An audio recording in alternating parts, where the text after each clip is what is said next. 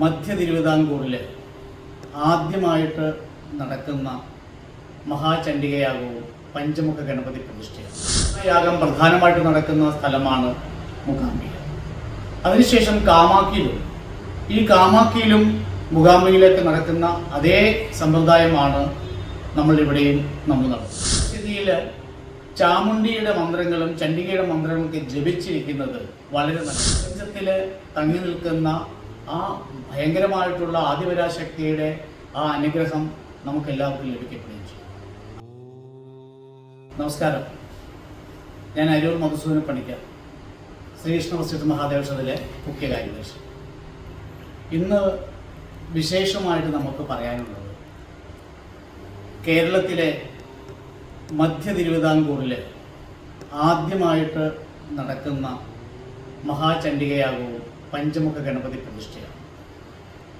ചണ്ഡികായാഗം എന്ന് പറഞ്ഞു കഴിഞ്ഞാൽ ആ യാഗത്തെക്കുറിച്ച് അറിയുന്നവർക്ക് വ്യക്തമായിട്ട് അറിയാം. അതിൽ പങ്കെടുക്കുകയും അതിലെ ഭാഗമായി തീരുകയും ചെയ്യുമ്പോൾ അവരുടെ ജന്മാന്തരങ്ങളുടെ ഫലങ്ങളും ദുരിതദോഷങ്ങളുമെല്ലാം മാറി അവർ നല്ലൊരു പുതിയ കർമ്മയോഗികളായിട്ട് തീരുവാൻ യോഗമുണ്ടാകും എന്നുള്ളതാണ് വസ്തുത.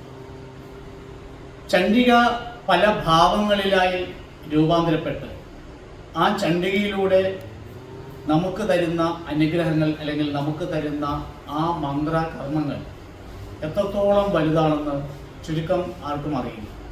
പക്ഷേ ഒരു കാര്യത്തിൽ നമ്മൾ മനസ്സിലാക്കേണ്ടതും നമ്മളുടെ ചണ്ഡികായാഗം പ്രധാനമായിട്ട് നടക്കുന്ന സ്ഥലമാണ് മൂകാംബിക. അതിനുശേഷം കാമാക്കിയിലും മൂകാംബികയിലേക്ക് നടക്കുന്ന അതേ സമ്പ്രദായമാണ് നമ്മളിവിടെയും നടത്തുന്നത്. അപ്പോൾ എല്ലാ അംഗങ്ങളും അല്ലെങ്കിൽ ആ ഓരോ അംശങ്ങളും ഈ ചണ്ഡികായാഗം എവിടെയാണെങ്കിലും അത് നടക്കുന്ന സ്ഥലത്ത് ചെന്ന് അതിൻ്റെ ജപങ്ങൾ, അതായത് സപ്തശതിയിൽ ചാമുണ്ഡിയുടെ മന്ത്രങ്ങളും ചണ്ഡികയുടെ മന്ത്രങ്ങളൊക്കെ ജപിച്ചിരിക്കുന്നത് വളരെ നല്ലതാണ്. അപ്പോൾ സദസ്സുകളിൽ ഹോമങ്ങൾ നടക്കുമ്പോൾ ആ സദസ്സിലിരിക്കുന്നവരെല്ലാവരും ഒരേ മന്ത്രം തന്നെയായിരിക്കണം ഉച്ചരിക്കേണ്ടത്. ആ ഒരേ മന്ത്രത്തിന് ഉണ്ടാകുന്ന ശക്തി ആ പ്രപഞ്ചത്തിൽ തങ്ങി നിൽക്കുന്ന ആ ഭയങ്കരമായിട്ടുള്ള ആദിപരാശക്തിയുടെ ആ അനുഗ്രഹം നമുക്ക് എല്ലാവർക്കും ലഭിക്കപ്പെടുകയും ചെയ്യും.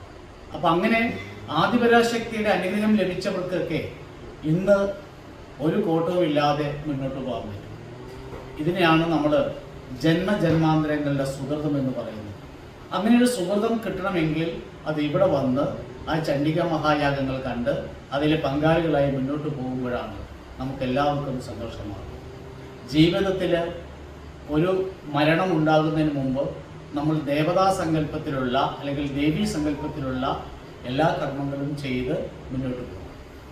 മനുഷ്യന് ആഗ്രഹങ്ങളുണ്ടാവും, പക്ഷേ ആ ആഗ്രഹങ്ങൾ നമ്മളുടെ ജീവിതത്തിലെ ആത്മാവിനെ ശുദ്ധീകരിക്കാനുള്ള ആഗ്രഹങ്ങളായിരിക്കണം. എങ്ങനെയാണ് ആത്മാവിനെ ശുദ്ധീകരിക്കുക? ആത്മാവിനെ ശുദ്ധീകരിക്കുക എന്ന് പറഞ്ഞാൽ തന്നെ മനസ്സ് ദേവതാ മന്ത്രങ്ങളിൽ അർപ്പിച്ച് അതിലൂടെ കിട്ടുന്ന ആ സുഹൃതമാണ് ആത്മമോക്ഷം അല്ലെങ്കിൽ ആത്മസുഖം എന്ന് പറയുന്നത്. പലർക്കും പല പ്രശ്നങ്ങളുണ്ടാകും.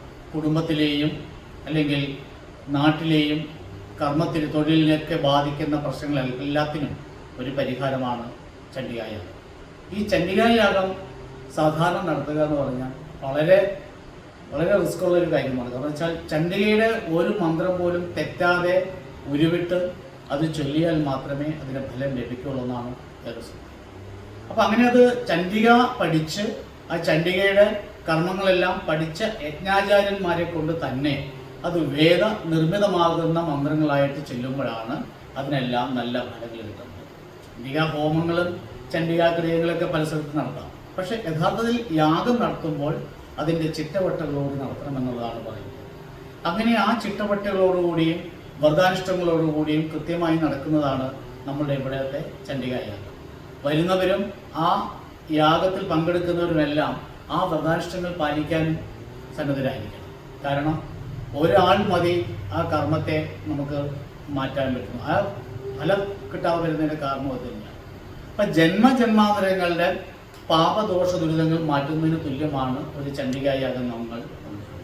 അപ്പോൾ 40 ദിനങ്ങൾ കർമ്മയോഗവും ഫലവും ജപിച്ച് ഇരിക്കുന്ന ആ മന്ത്രദീക്ഷയുടെ ഫലം ഒരു ദിവസം കൊണ്ട് നമുക്ക് ലഭിക്കും.